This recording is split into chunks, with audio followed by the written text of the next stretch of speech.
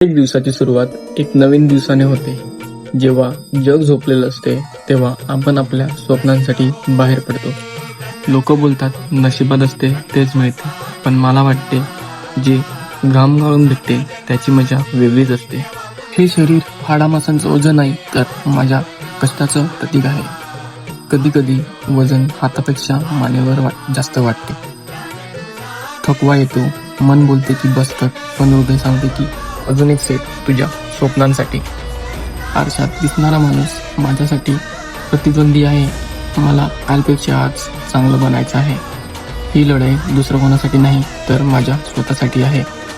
प्रयत्न तात्पुरते आहेत, पण मिळणारा स्वाभिमान हा कायमस्वरूपी आहे. प्रत्येक घामाचा थेंब मला माझ्या स्वप्नांजवळ नेत आहे. वर्कआउट संपलं असेल, पण जिद्द अजून बाकी आहे. ती फक्त